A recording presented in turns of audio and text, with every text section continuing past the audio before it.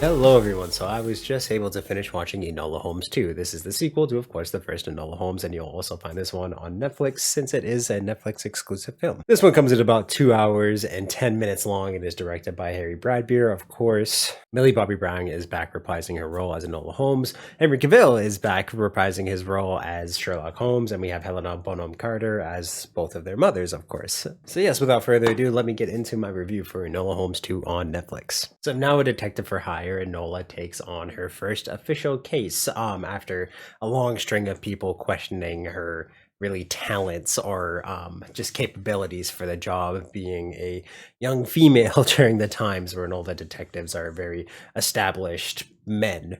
So her first official case is to find a missing girl, and this sparks off a dangerous conspiracy about a mystery that requires the help of, well, just a few of her friends, Sherlock himself, just to unravel the case. And of course, too, they do tends to kind of intertwine with one another near the end of this film. Both Sherlock's case that he's taking on right now about missing money all throughout London, whereas Enola's case about just the murdered and missing girls that are starting to again pop up all around the city, but they all relate to this one match factory that's again a lot of these young women in shelter homes are working in.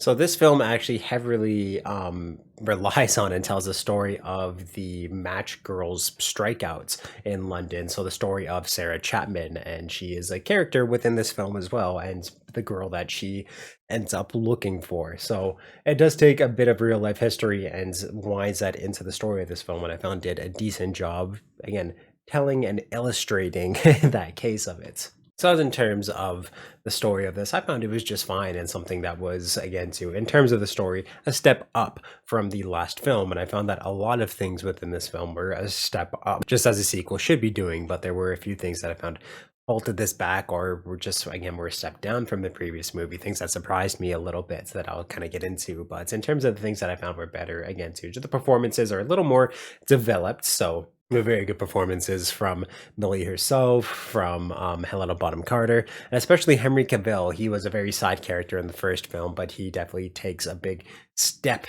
Well, he has a much bigger role to play in this film, and seeing more of him in the action of the film, and of course, too, just seeing a lot more of how Sherlock thinks and his mannerisms, and again, too, just that sibling relationship between the two, I found was just very, very good for Henry Cavill Sherlock, and he is one of my favorite Sherlocks that I've seen in live action. He plays the role very, very well, and I was very glad to see him more. So this did do a good job for those three main characters, just giving them more to do, and again, to just help breathe more life into them. I found that the pacing of the story and a lot of the side characters just didn't really matter, or they weren't flushed out well enough really to care too much about. I mean, they're fine, decent characters, but they're characters who you're not going to really remember the names of by the end of this movie, or maybe a few days down the line. It's very forgettable in that sense of it. When it comes down to the action of this film, I found that the first film actually had some pretty good hand-to-hand combats, whereas this one kind of had moments where it was decent, but I found a lot of the action was like they would cut the stunts halfway through the actual stunts. So it was very, very annoying in that way, or switching angles.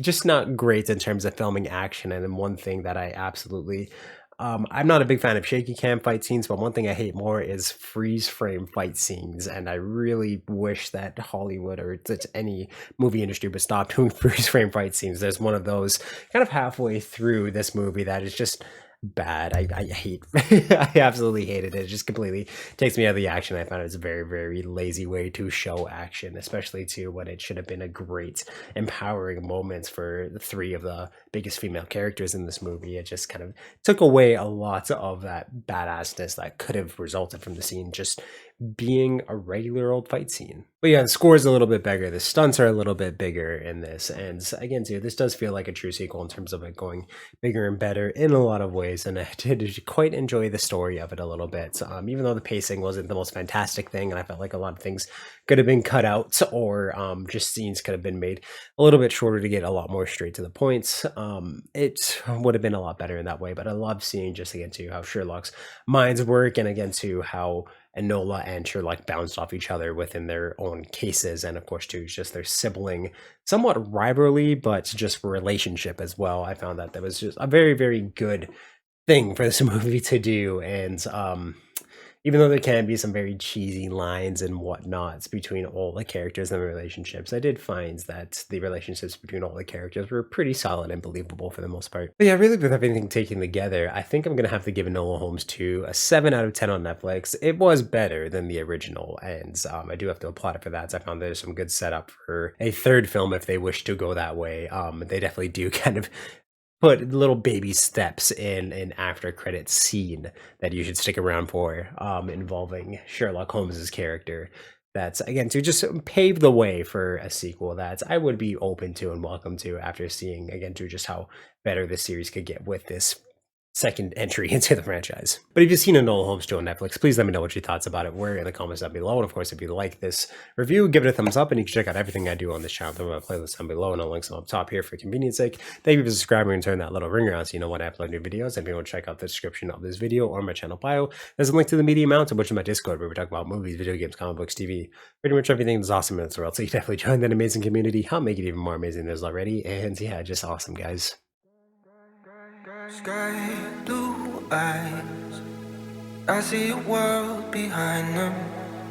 No more time sinking into the silence.